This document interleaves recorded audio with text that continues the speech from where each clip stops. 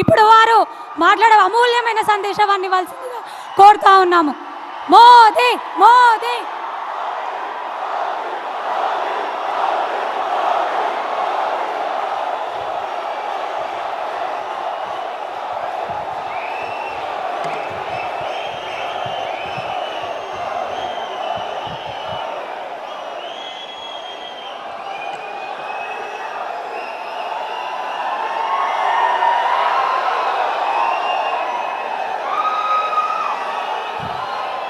भारत माता की, भारत माता की, भारत माता की।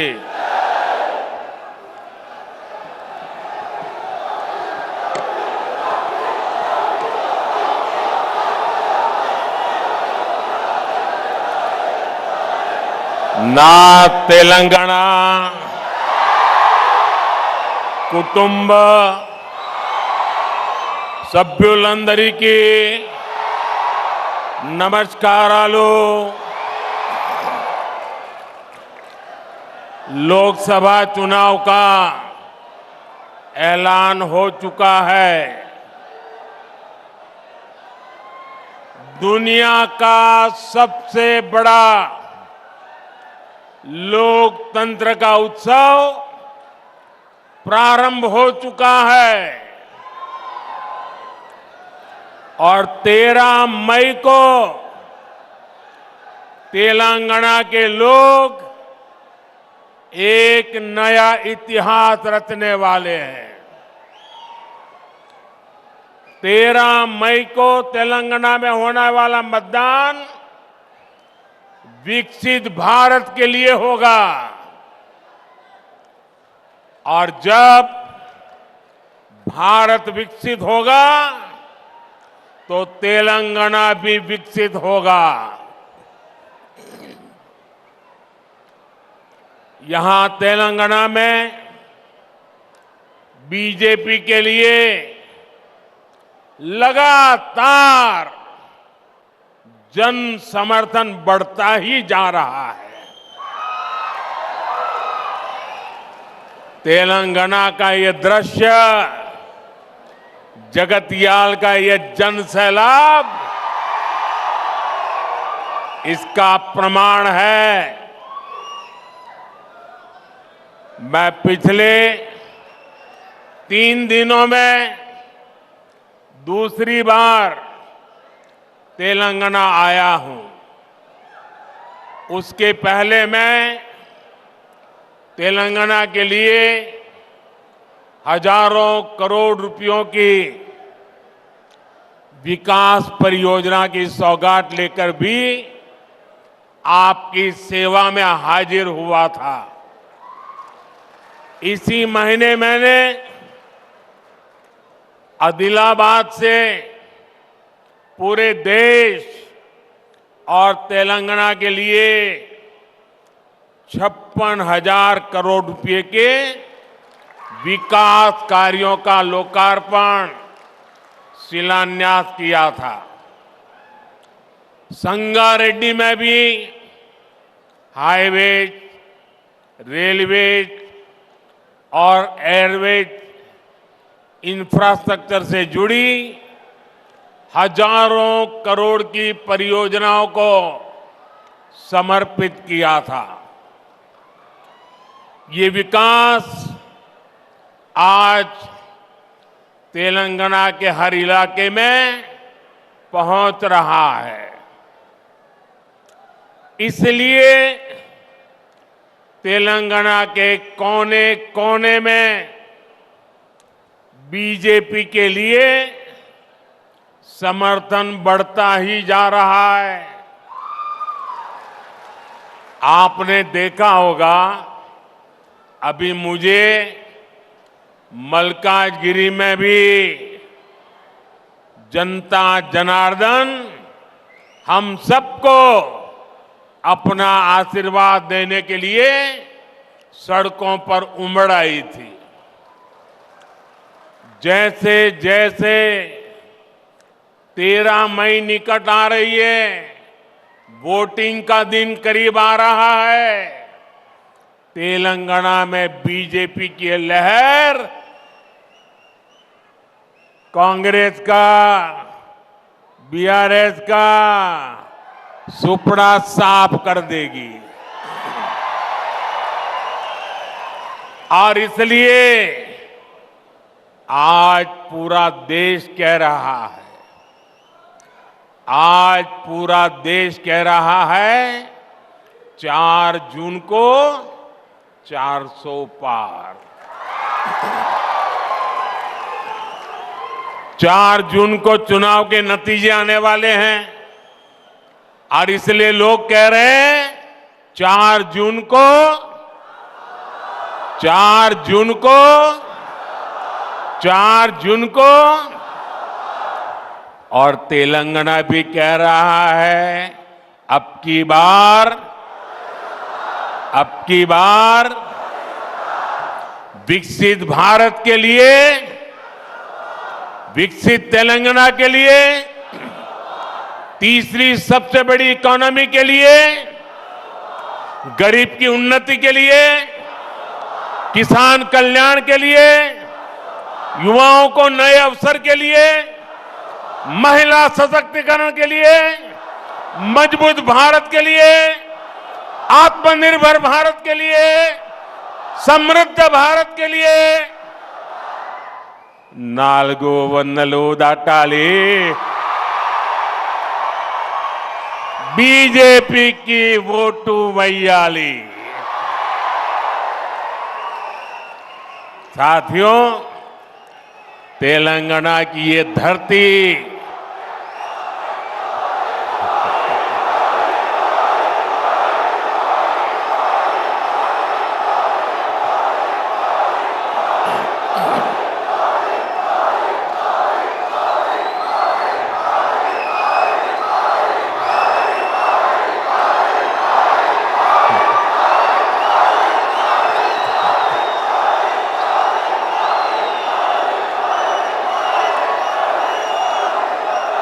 भारत माता की। देखिए मेरा कितना सौभाग्य है, मेरे सामने शक्ति स्वरूपा एक बेटी शक्ति का रूप धारण करके मुझे आशीर्वाद देने आई है। उधर भी एक बेटी देखिए शक्ति स्वरूपा बनके मुझे आशीर्वाद देने आई है। और इधर देखिए इतनी माताएं बहनें शक्ति स्वरूपा आज मोदी को आशीर्वाद दे रही है।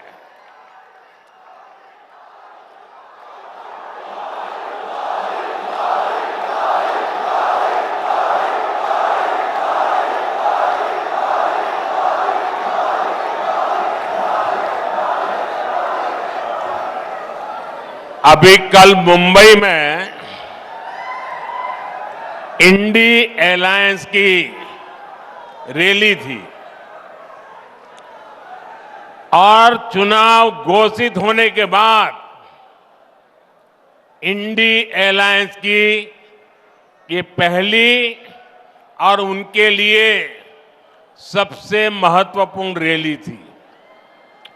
उस रैली में उन्होंने अपना घोषणा पत्र जाहिर किया और उनके पहले घोषणा पत्र का ऐलान क्या है?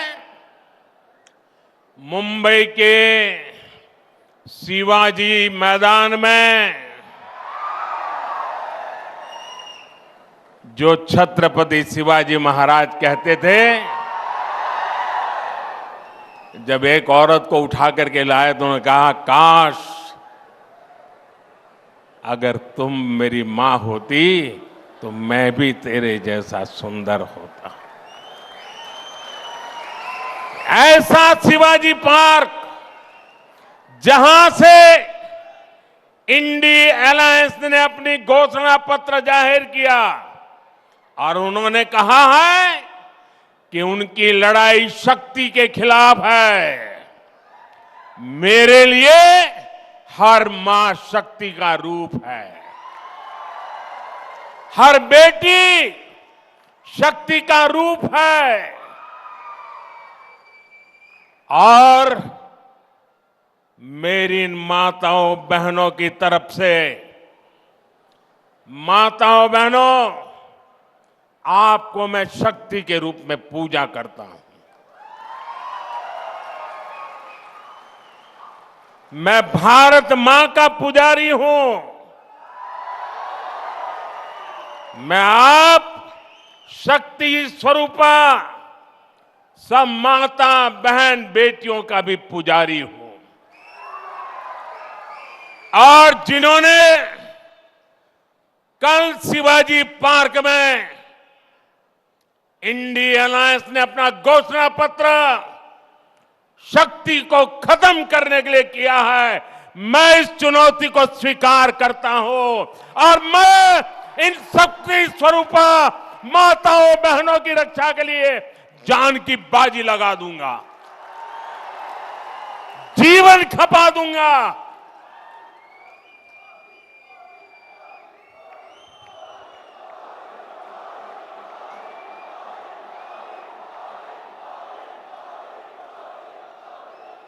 क्या भारत की धरती पर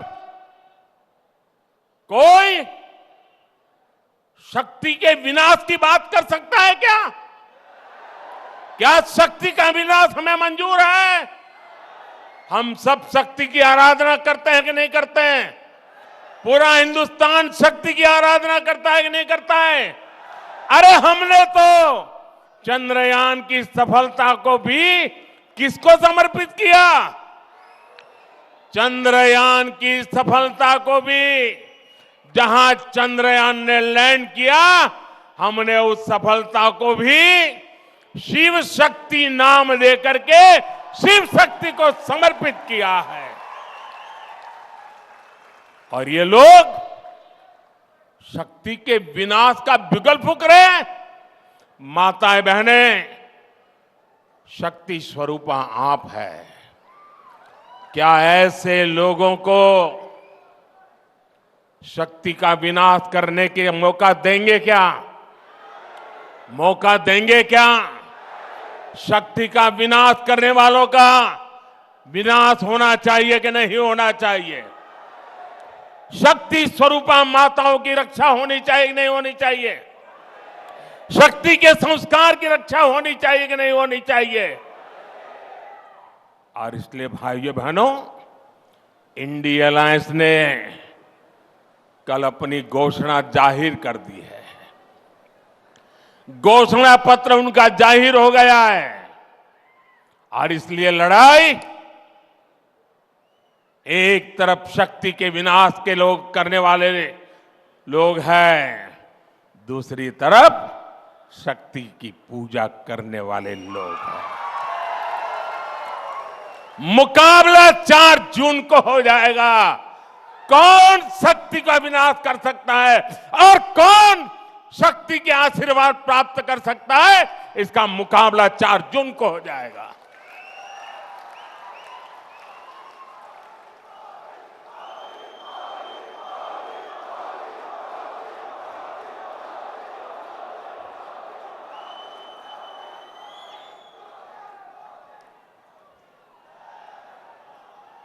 साथियों, तेलंगाना की ये धरती कोई साधारण धरती नहीं है।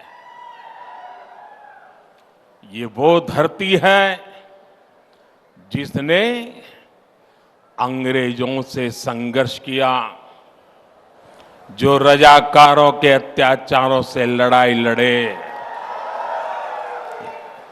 इस धरती ने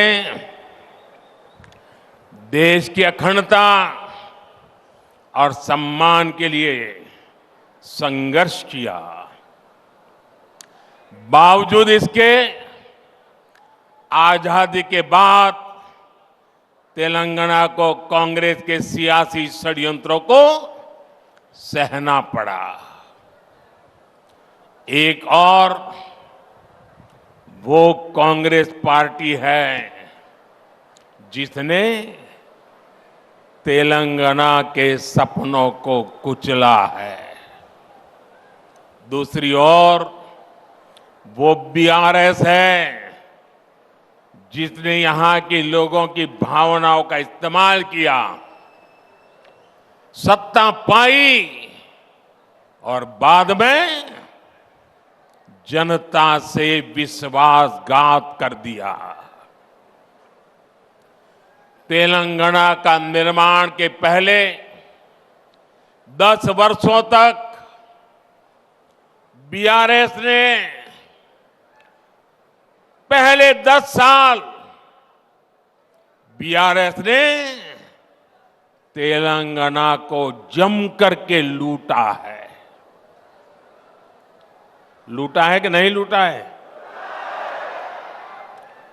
और अब कांग्रेस ने तेलंगाना को अपना एटीएम स्टेट बना लिया है। तेलंगाना से लूटा गया ये पैसा दिल्ली तक जाता है, वहां परिवारवादी लोगों की तिजोरी में पहुंचता है। फिर इसी पैसे का इस्तेमाल देश में झूठ और बंटवारे की साजिशों की फंडिंग के लिए होता है।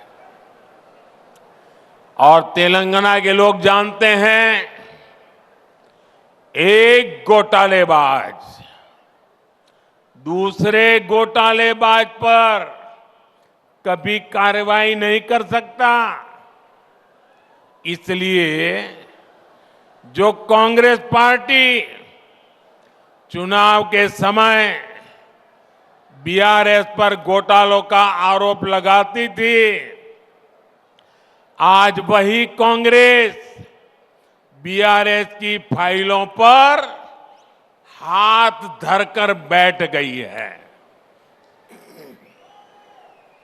साथियों, बीआरएस और कांग्रेस की मिली भगत कितनी जबरदस्त है, ये भी आज तेलंगाना के लोग देख रहे हैं। आज बीआरएस के घोटालों पर कांग्रेस की बोलती बंद हो गई है।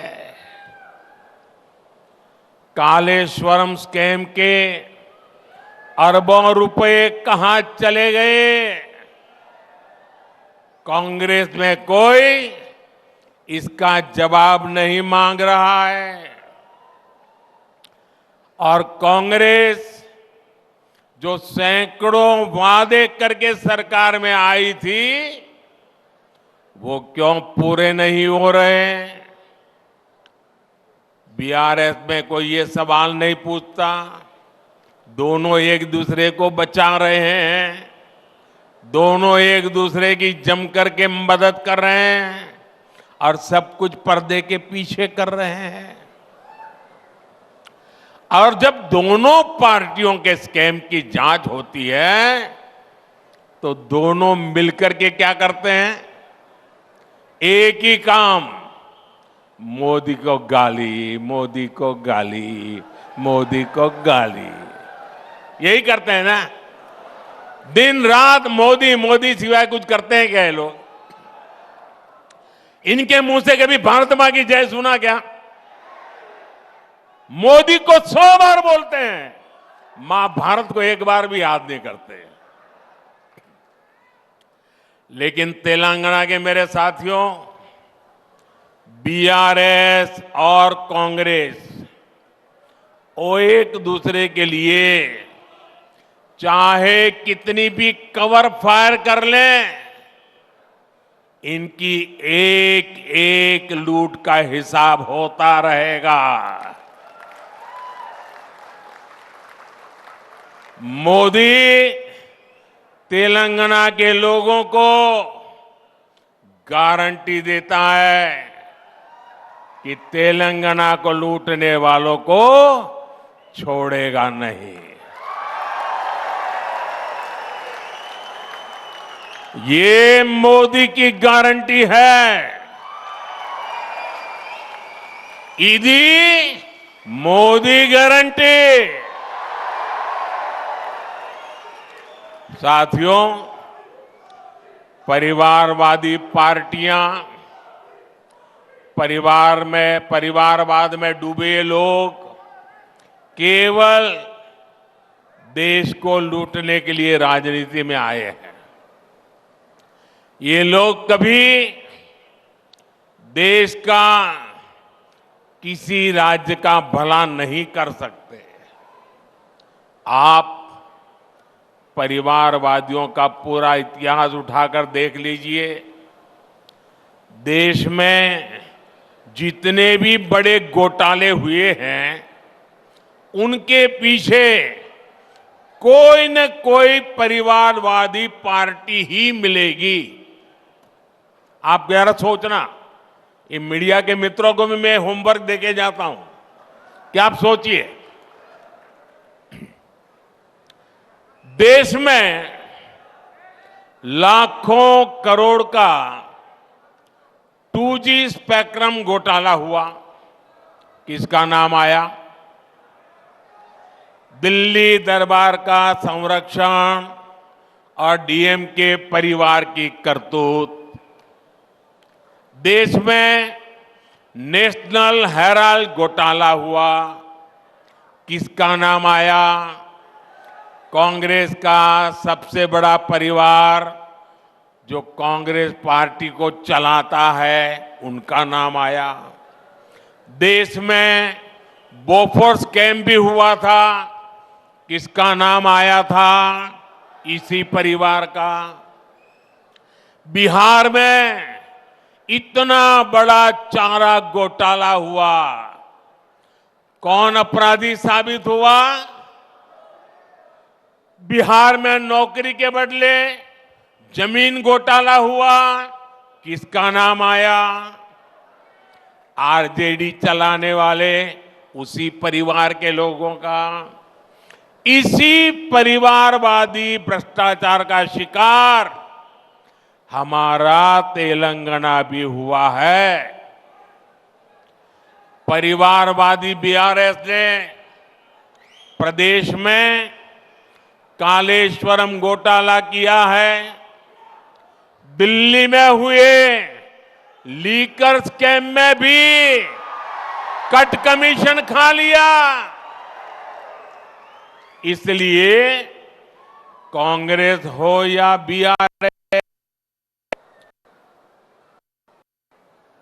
इनसे जितना बचेंगे, उनको जितना दूर रखेंगे, वही इसकी दवाई है। इसलिए 13 मई को आपको वोटिंग के दिन याद रखना है, बीजेपी को जिताना है। बीजेपी को बीजेपी को बीजेपी को बीजेपी को आप तेलंगाना में बीजेपी को जितनी ज्यादा सीटें देंगे, उतनी ही मेरी ऊर्जा बढ़ेगी। और ये जो शक्ति स्वरूपा का विनाश करने के लिए निकले हैं ना, उनकी रक्षा करने के लिए मुझे ताकत चाहिए। अब मैं विकसित भारत के लिए और ज्यादा परिश्रम करूंगा। आपको भरोसा है ना? मैं परिश्रम करूंगा, इस बात पे भरोसा है ना? क्या कभी मैंने मेहनत करने में कमी रखी है क्या? खुद को खपाऊंगा और कुर्सी की परवाह किए बिना आपकी भलाई के लिए जो जरूरी है वो निर्णय करूंगा। साथियों, हमारा विजन है विकसित तेलंगाना से विकसित भारत का निर्माण। बीते 10 वर्षों की एक बड़ी उपलब्धि है कि हमने 25 करोड़ देशवासियों को गरीबी से बाहर निकाला है। हमने इसके लिए योजनाएं बनाई, हमने ईमानदारी से हर योजना का लाभ लोगों तक पहुंचाया। हमने देश भर में गरीब परिवारों को 4 करोड़ से ज्यादा पीएम आवास बनाकर दिए। हमने 12 करोड़ से ज्यादा घरों तक नल से जल पहुंचाया। हमने देश के 50 करोड़ लोगों को बैंकिंग व्यवस्था से जोड़ा। आज 50 करोड़ से ज्यादा गरीबों को आयुष्मान कार्ड से मुफ्त इलाज सुनिश्चित हुआ। पीएम स्वनिधि जैसी योजनाओं के जरिए गरीबों को आत्मनिर्भर बनाने के लिए हजारों करोड़ रुपए की सहायता दी। साथियों, हमारी सरकार ने इन सभी योजनाओं का लाभ तेलंगाना की जनता तक बिना किसी भेदभाव के पहुंचाया है। हमने तेलंगाना की माताओं बहनों को उज्ज्वला योजना के 11 लाख से ज्यादा गैस कनेक्शन दिए। हम तेलंगाना के 30 लाख किसानों को हर साल किसान सम्मान निधि के 6,000 रुपये भेज रहे हैं। तेलंगाना में आयुष्मान भारत योजना से 80 लाख से ज्यादा लोगों को मुफ्त इलाज सुनिश्चित हुआ है। आज भी बीजेपी सरकार तेलंगाना के 2 करोड़ जरूरतमंदों को मुफ्त राशन की व्यवस्था कर रही है।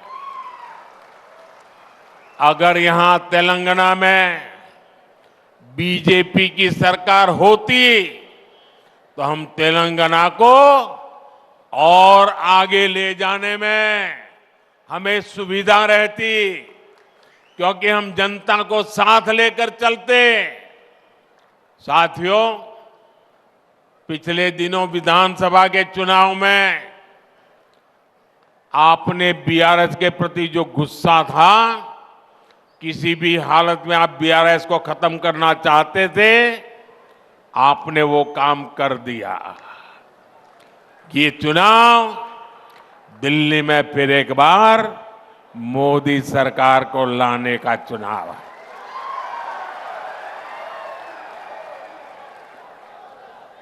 साथियों, हमने सिर्फ 10 साल में भारत को दुनिया की 5वीं बड़ी अर्थव्यवस्था बनाया है। हमने ये भी सुनिश्चित किया है कि इस प्रगति में हमारा किसान, हमारा श्रमिक वर्ग पीछे न रहे। इसलिए हमने पीएम किसान सम्मान निधि जैसी योजनाएं शुरू की। हमने किसान की आर्थिक ताकत को बढ़ाया और साथ ही उस पर फर्टिलाइजर के बढ़ते दामों का बोझ भी नहीं आने दिया। हमने किसान की आय बढ़ाने के लिए फसलों के एमएसपी बढ़ाई। आज इन प्रयासों का लाभ तेलंगाना के किसानों को मिल रहा है। 2014 में धान की जो एमएसपी 1300 रुपये थी, वो आज 2200 रुपये है। हमने अकेले तेलंगाना के किसानों से 1,30,000 करोड़ रुपए की धान खरीद की है। ये क्षेत्र हल्दी के किसानों का भी क्षेत्र है। कांग्रेस बीआरएस ने कभी उनकी भी चिंता नहीं की। हमने टर्मरिक किसानों के लिए टर्मरिक बोर्ड का गठन किया। 2014 में हल्दी की जो कीमत 6,000 से 8,000 रुपये प्रति क्विंटल थी, आज उसके 20,000 रुपये तक मिल रहे हैं। गन्ना किसानों के लिए भी हमने प्रति क्विंटल मूल्य बढ़ाकर 340 रुपये कर दिया है।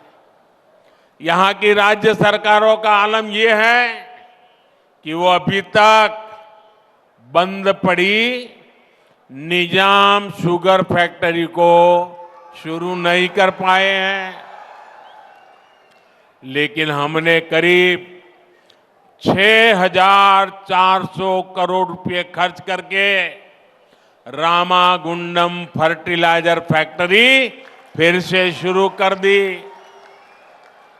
इस फैक्ट्री में आज 75,000 टन यूरिया बन रहा है। इससे किसानों का फायदा तो हो ही रहा है, युवाओं को रोजगार भी मिल रहा है।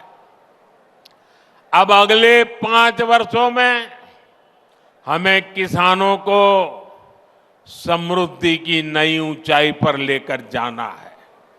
साथियों, पहले देश में विकास से जुड़े वायदों को सबसे बड़ा चुनावी झूठ माना जाता था, लेकिन इन 10 वर्षों में विकास भारत की सबसे बड़ी पहचान बनकर के उभरा है। आज भारत के आधुनिक इंफ्रास्ट्रक्चर की चर्चा पूरी दुनिया में होती है। इन 10 वर्षों में हमने तेलंगाना के इंफ्रास्ट्रक्चर के लिए अभूतपूर्व काम किया है। हमारे तेलुगु भाषी लोग दुनिया के हर देश में मिलेंगे, अच्छी पोजीशन में मिलेंगे, मेहनत करने वाले मिलेंगे। और आप पूछिए, जो भी तेलुगु भाषी दुनिया में रहता है उसको पूछिए, आज दुनिया में उसका सम्मान है कि नहीं है? वो सीना तान करके कहेगा, मैं जहां भी जाता हूं हिंदुस्तान का गौरव होता है। हमने यहां करीब 25,000 करोड़ रुपए खर्च करके नेशनल हाईवेज बनवाए हैं। 2014 तक तेलंगाना में सिर्फ 2,500 किलोमीटर नेशनल हाईवे थे। जरा आंकड़ा याद रखिए, 2014 के पहले यानी देश आजाद हुआ तब से लेकर के 75 साल 70 साल जो भी है समय, सिर्फ 2,500 किलोमीटर। ये उनका काम देखिए और ये मोदी का कमाल देखिए, हमने केवल 10 वर्षों में 2,000 किलोमीटर नेशनल हाईवे बना दिए। करीमनगर से वारंगल के बीच 2,500 करोड़ रुपए के 4 लेन प्रोजेक्ट जैसे विकास के काम यहां हुए हैं। हम तेलंगाना के रेलवे स्टेशनों को भी आधुनिक बना रहे हैं, यहां वंदे भारत कनेक्टिविटी बढ़ा रहे हैं। साथियों, आने वाले 2 जून को तेलंगाना के जन्म के 10 साल पूरे होंगे और इसलिए 4 जून को नतीजों के बाद केंद्र में भाजपा सरकार बनेगी। वो देश के साथ ही तेलंगाना के अगले दशक का भी भाग्य बनाएगी। इसलिए अगले 5 वर्ष तेलंगाना के लिए बहुत अहम है। अगले 5 वर्षों में हम तेलंगाना के हाईवेज और एक्सप्रेसवेज इस नेटवर्क को और आधुनिक बनाना चाहते हैं। अगले 5 वर्ष में हम यहाँ के रेलवे इंफ्रास्ट्रक्चर को बेहतरीन बनाएंगे। अगले 5 वर्षों में हमें डिजिटल इंडिया का विस्तार गांव-गांव तक करना है। अगले 5 वर्षों में हमें ग्रामीण क्षेत्रों में हजारों नए गोदाम बनाने हैं ताकि किसानों को लाभ हो। अगले 5 वर्षों में हमें घरों पर ज्यादा से ज्यादा सोलर पैनल लगवाने हैं ताकि बिजली बिल जीरो हो जाए। और इस सब में तेलंगाना और तेलंगाना के प्रतिभाशाली युवाओं की बहुत बड़ी भूमिका होगी। यह 18वीं लोकसभा का चुनाव है। 18 साल के ऊपर के हर युवा को विकसित भारत के लिए वोट करना है, विकसित तेलंगाना के लिए वोट करना है। और ये तब होगा जब आप इस चुनाव में कमल के निशान पर बीजेपी को अपना आशीर्वाद दें। इस चुनाव में निजामाबाद से भाई अरविंद धर्मपुरी गारू, करीमनगर से पंडित संजय कुमार गारू और पेद्दापलई से मेरे भाई गोमासा श्रीनिवास भारी मतों से इनको विजयी बनाना है। आशीर्वाद मिलेंगे आपको, हर पोलिंग बूथ में जिताएंगे, हर पोलिंग बूथ में जाएंगे। और मैं आपको एक और बात कहूंगा, अभी किशन रेड्डी जी ने इसके विषय में विस्तार से बताया। अब देखिए, मैंने एक हिम्मत की है। अब वो हिम्मत तो मेरी तब काम आएगी जब आप मेरी मदद करेंगे। करेंगे मदद?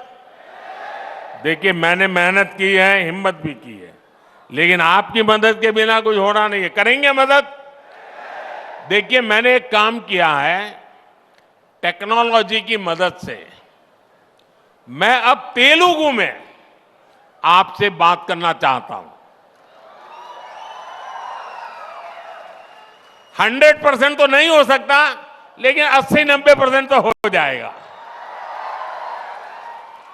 लेकिन इसके लिए आपको एक काम करना पड़ेगा। करेंगे? करेंगे? आप अपने मोबाइल फोन पर सोशल मीडिया में जो एक्स होता है ना, एक्स साइट होती है, वहां जाकर के नमो इन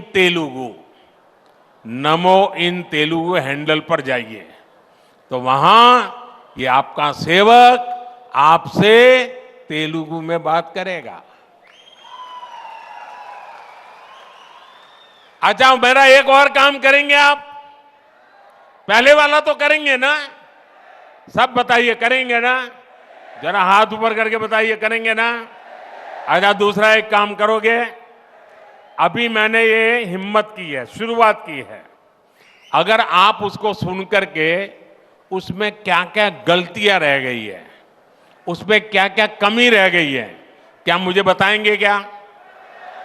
आप मेरे टीचर, काम करेंगे ना? मुझे सिखाएंगे ना तेलुगु? तो मुझे आपकी मदद चाहिए। मैं तेलुगु में आप लोगों से लगातार बात करना चाहता हूं, और इसलिए मैंने टेक्नोलॉजी का उपयोग किया है। मैं चाहता हूं आप ही नहीं, पूरा तेलंगाना अपने मोबाइल फोन पर मोदी को तेलुगु में सुने।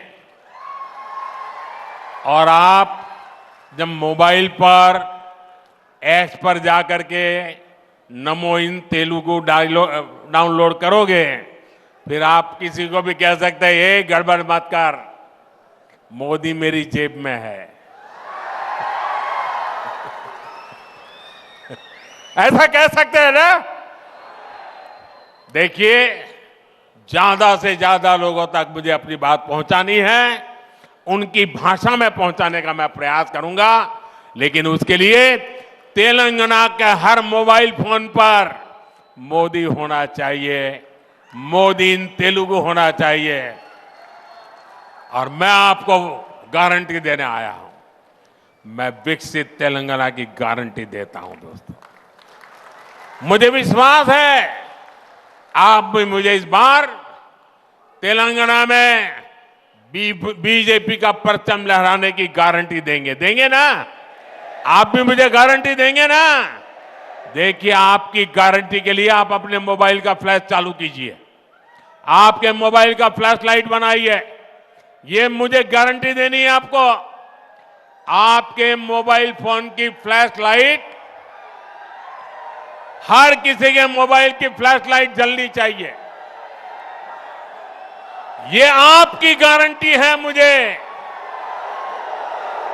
ये आपकी गारंटी है मुझे। ये मेरे तेलंगाना के भाइयों बहनों की गारंटी है। मेरे साथ बोलिए, भारत माता की, भारत माता की, भारत माता की। बहुत बहुत धन्यवाद।